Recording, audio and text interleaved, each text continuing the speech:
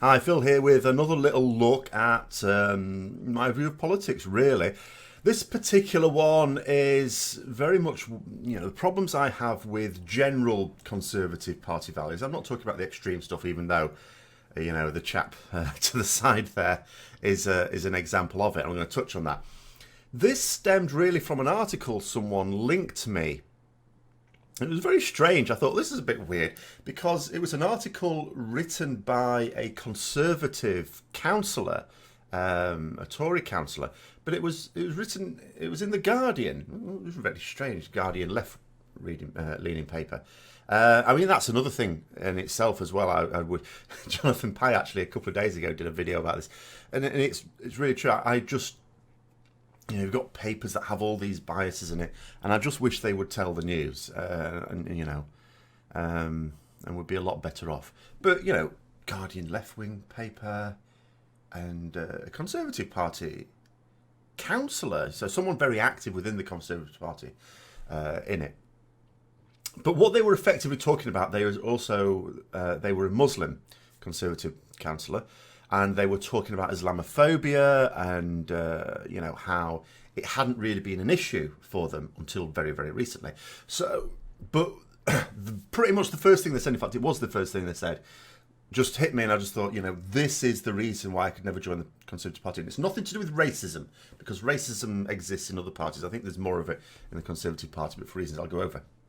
So I'm going to pick out a few different things they've said and sort of point out four things I have that are issues with it. And I'll always start off by saying, as I always would with anything like this is not me being against conservatives, like people who, the vast majority of people in any political party are perfectly decent people. And I think sometimes when people actively hate another group of people, it always inevitably seems to be that it's because they don't know them. They don't integrate with them. They don't socialise with them. So it's difficult for them to see them as people. They see them as like aliens. Whereas easy thing for me, because I've known a number of Conservatives.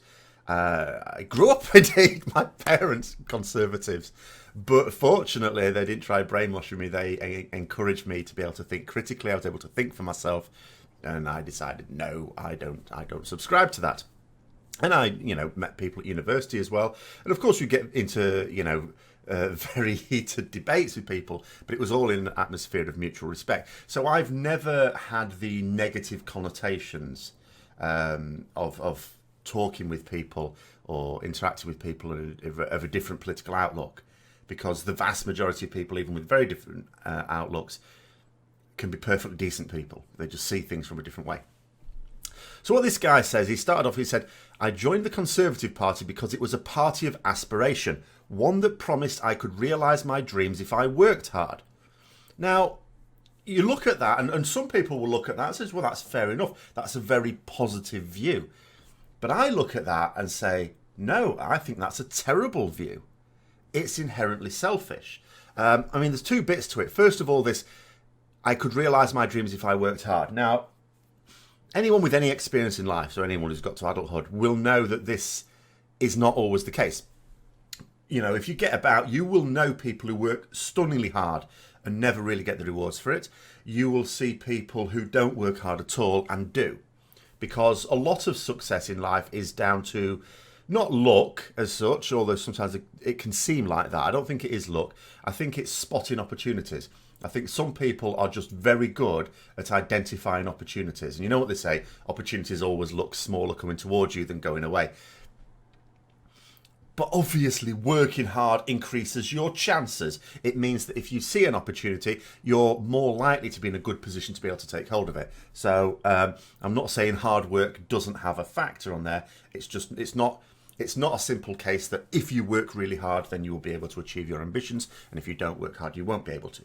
So there is that side of it. That's the realism side of it. But even just the view, the ideal of it, that you could realise your dreams if you worked hard. It's all very selfish. It's all about me. And that's the big issue I have with it. For me, yes, I want people who work hard to have a comfortable life. I want a comfortable life. But ultimately, I don't want it to come at the cost of others. Like a classic difference between, I think, left and right wing is on the issue of taxes. People on the right tend to want lower taxes, whereas I say, no, I don't want lower taxes. What I want is value for those taxes. I want to know that my tax money isn't going off to help fund people purchase what should belong to the state and make a load of money off it. I want it to go to make sure that everyone else in society is looked after. You know, and if that's the case, and to know that if I became ill, for example, I would be looked after, or I became infirm, or I get old, for example, can't look after myself, those sorts of things, I mean, that's where it becomes a little bit more selfish. But I also want to know that others have that as well. So that's the first thing, really. It is even the nicer side of Conservative Party outlook is all about the self. It's all about, if you do this, then you get the reward. Not so much about others. And then you look at people, and the attitude is always, well, if the other people can't be bothered to work. It's not always that. Some people can't. All right, what about them? Well, Sodom. The second one. So it says here, I'm a dedicated member of the party and a councillor in Windsor. I chair the youth wing of the Conservative Muslim Forum. I've been active in Conservative politics for more than 8 years, and in all that time, I never had any bad feeling directed towards me because of my religion. Again, I'll just emphasise the fact the vast majority of people are perfectly decent people. And although I shall explain why I think the Conservative Party will have more racists and bigots than it does, it's not the only one that has them. Nonetheless, the majority will be absolutely fine. So it doesn't surprise me at all that he's, got to where he's got without coming across prejudice. It says, I never had any bad feeling directed to me because of my religion. However, I have been alarmed recently by the direction in which the party is going in tackling Islamophobia. And like I say, the thing I think about the Conservative Party is, in this country, there's nothing inherently racist about Conservatives. But being that it's the only mainstream right-wing party, it will inevitably attract a large number of people who are racist and bigoted. Because they're attracted to two types of party, racists and bigots. They are attracted to right-wing parties, because we see the same thing in the Republican Party in the United States, for example. And we also see them attracted to nationalist parties, because nationalist parties is always about them and us. It's never inclusive. It's always a them and us situation. So they're naturally attracted to that. So an awful lot of the racists from both left and right would have, been drawn towards UKIP until recently, because now the problem is for UKIP is that they campaigned for a referendum to leave the EU. Well, they got it, and we're leaving the EU, so they've lost a certain amount of relevance now. There's, I think, a few hangers-on in there, caused by the fact that, one, we haven't actually left yet, and two, some of them are so extreme that they wouldn't find a home anywhere else, including the Conservative Party. But an awful lot of them would, and it makes sense at this point for them to now join the mainstream party that has a realistic prospect of power. It's actually quite funny. A couple of days ago, Nigel Farage tweeted, I sort of tweeted about this myself, that he's going to get back into frontline politics because he's sick of all the lies of the Conservative Party, stuff like that. And I thought, it's a bit rich about you complaining about lies from politicians. But the other thing I would pull him up on is, hang on a minute, you were never in frontline politics.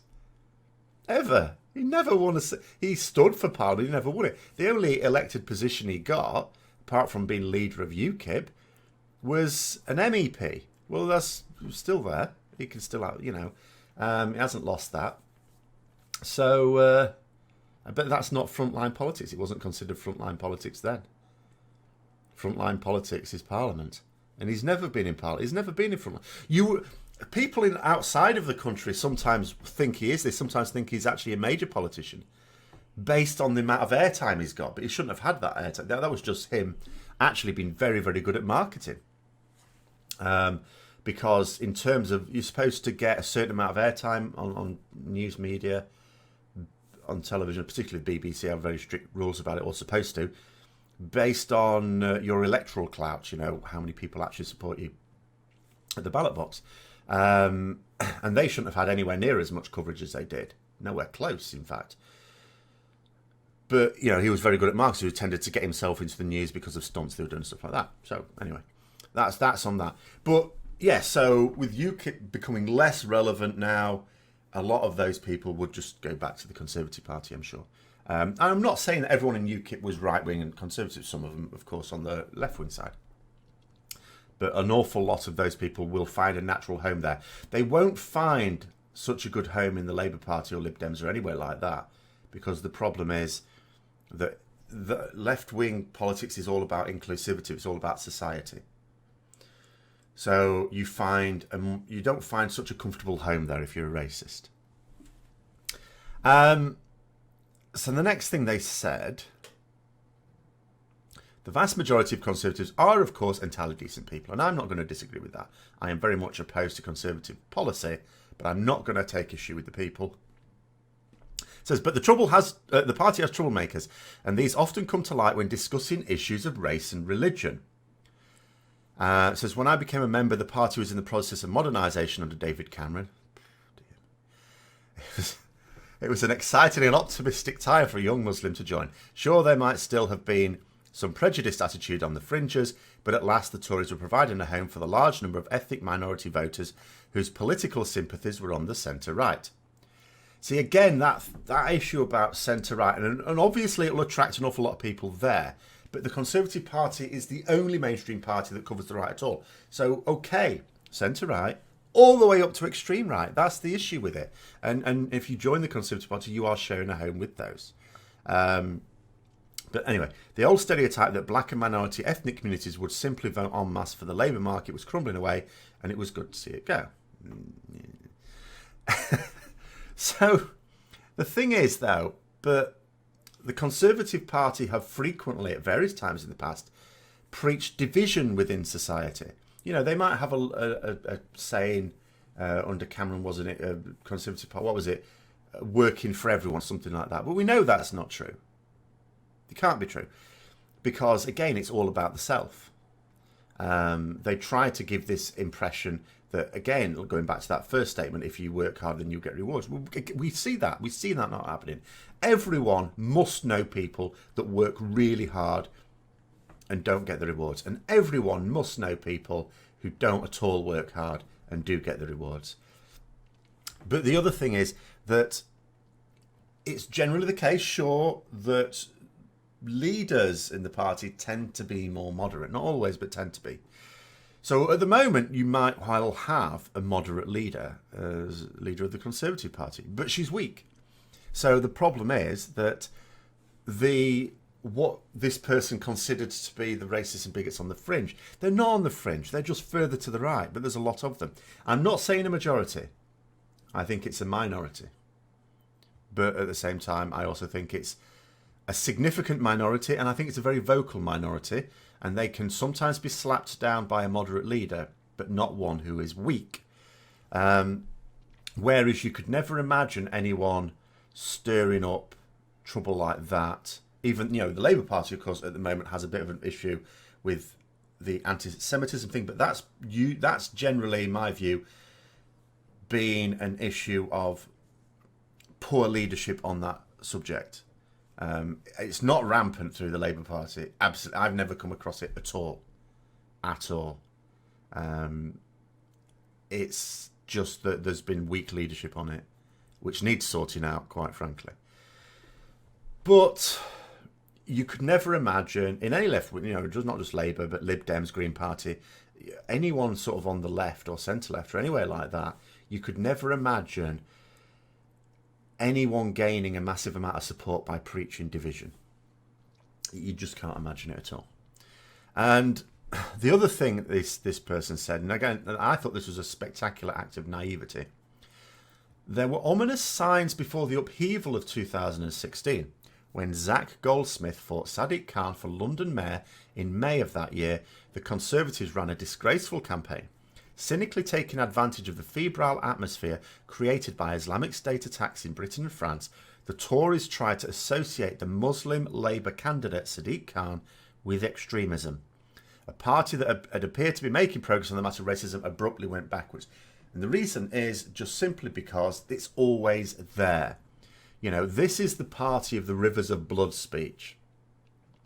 You know, mainstream conservative politicians get away with it, and they're not always, I'm not saying not never, but they're not always actively discouraged from doing it either.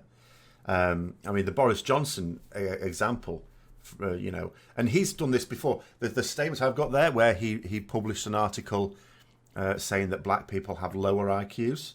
That was when he was an editor. You know, he has a journalism background before he entered politics proper.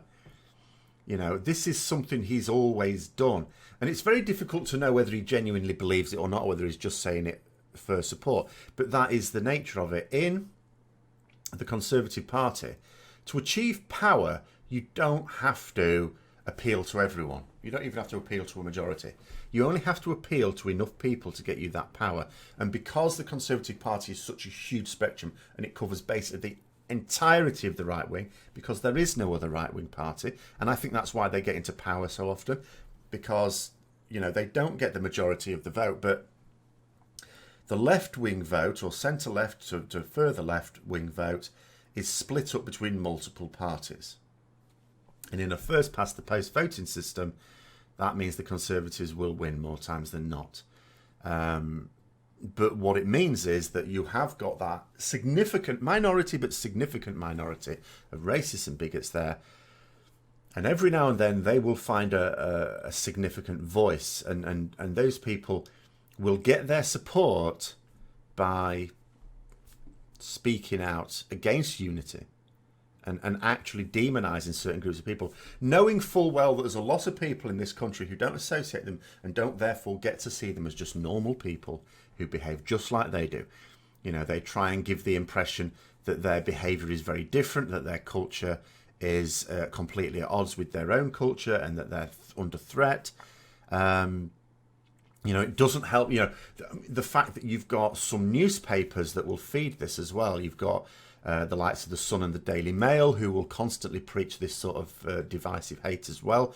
So it also allows those people to believe that their views are actually mainstream. Those people will convince themselves that they're not in the minority, that actually everyone else feels like that, or a lot of other people feel like that, and it's just that some people don't say it because political correctness, you're not allowed to say it, and they just kid themselves that that's the situation, and that further emboldens them. You know, the fact that they have this voice in what are former ministers or actual ministers, and mainstream newspapers and things like this.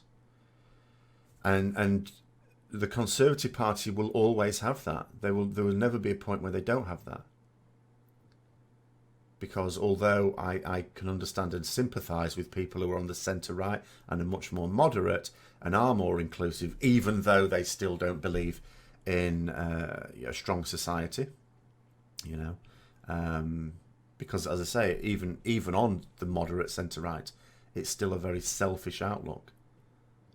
Very much about what can I get out of this, as opposed to the old, you know, Kennedy saying, ask not what your country can do for you, but what you can do for your country. That is the very opposite of Conservative Party ideals. And it's for those reasons that, although I can respect people who would be on the moderate centre-right, shall we say, I can never understand at all their outlook or their desires. And the thing about it as well is, it doesn't even make sense. It doesn't even help those people. You can look at Conservative Party and say to yourself, well, first of all, I don't understand how so many people vote for it, because the number of winners from these policies are very few. It's a small elite who have a massive amount of money. But the other thing is, even if you believe that you could reach that utopia, even though, you know, just facts show otherwise, it's inherently wrong. It doesn't help you in the long run. Look at the wealthiest people in the country, the people who squirrel away those billions, and those billions are not going back into the economy. They're not helping the country at all. There's no trickle-down effect. It's all being squirreled away. Take, for example, pharmacies, pharmaceutical developments.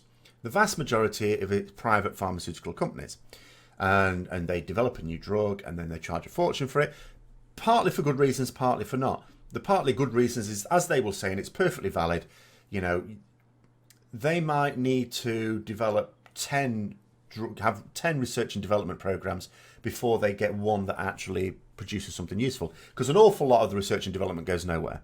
You know, you end up with no useful products at the end of it. So you have to cover the costs of that. Fair enough. But you've also got a sky-high profit on it. Now, let's say, for example, that governments put more money into getting universities to research these things, do the same research, pump the same money into it. You would then have the products. The country would own those drugs. The country would own those products, which they could then sell to other countries, and that's where you get the profit to pump more in. And you get drugs that you can then provide to the NHS at cost, which has a better effect for everyone else. It also means more research and development can take place, and it means we get better and better medicines. And that helps everyone, including the very wealthy, because it just drives everything forward. But we don't. We leave things to private companies, and private companies are only interested in profit. And so they will turn down a development if it doesn't look like it's going to be super profitable. Whereas if it's in the public domain, a development that doesn't necessarily make loads of money, but it's going to be useful for society, you go ahead with it. But anyway, I'm going to sort of leave it there. Those are just sort of the main reasons I wanted to go through what I have as a particular issue with even moderate people in the Conservative Party, or at least their outlooks, not the people themselves. So I hope you enjoyed the video. If you did, don't forget to like, click subscribe, comment down below. Until next time, I will see you later.